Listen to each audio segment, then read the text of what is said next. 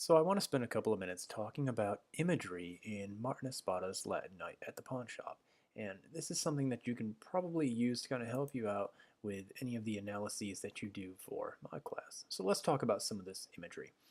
So Latin Night at the Pawnshop, I think, usually has sort of a negative connotation because there seems to be a lot of depression and darkness. But I want to look at that how this poem actually has some positive imagery in it as well. So let's start with a claim. And my claim is that one could argue that Latin Night at the Pawnshop is a poem about death, but the bulk of the imagery overwhelmingly points toward life and celebration. And so there's a claim that I have to defend because most people probably come into this poem thinking that it really is a depressing, sad poem. And I'm not saying that it's not there. Indeed, that depression is there. But I also want to point to the cyclical nature of things, that from depression, certain happiness will follow. So let's start talking about some of the evidence to support this idea. For one thing, it's Christmas, and this is a Latin night. And so here's some of my evidence that I want to cover because this definitely means something. And of course, I took this from the title of the poem. And so there I have a little bit of evidence that I'm going to look at. Because around the world, Latin cultures celebrate Christmas Eve with loud jubilation and parties. And this is something that I know from experience. And so much like New Year's Eve here in the US in Times Square, Christmas Eve is alive and active. And so the poem's night imagery is of true life and happiness for many Latin Catholic families all around the world. And so I want to move forward. And now that I've given you a little bit of background on where I'm starting to come up with this positive imagery of the night being a very exciting, sort of happy thing, because on Christmas Eve, that's when the Christmas celebration happens for many Latin Catholic families. Now let's talk a little bit about some more of the evidence, or I could call this a little bit of warrant. So another image, in addition to the night imagery on Christmas that hints towards the positivity, would be, of course, that we have a gleaming apparition in the window. And so let's talk about what that means. I'm going to focus on the word gleaming as my evidence here because to glare or to haunt would be negative.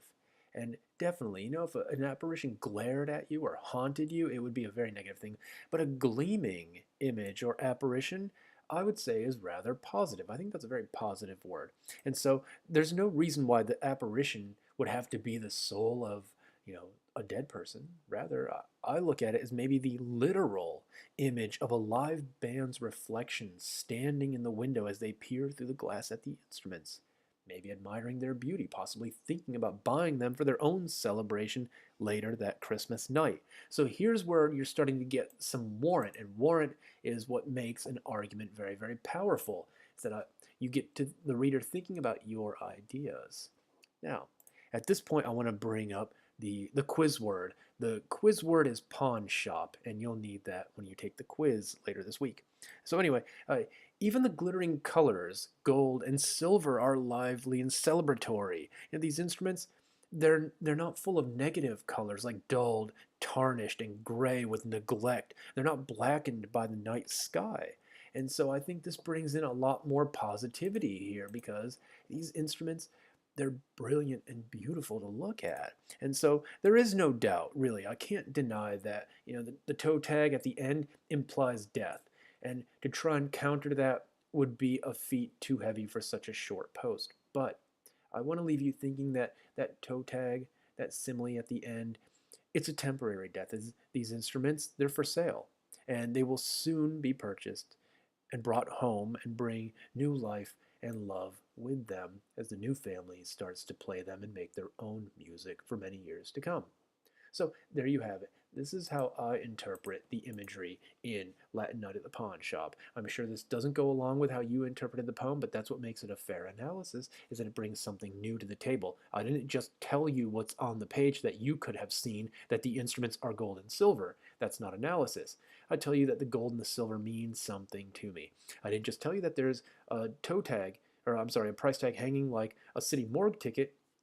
I told you that it's there, but it's a temporary death, and that these instruments will be resurrected when they're purchased. And that's the kind of thing that you want to do when you analyze literature at the college level.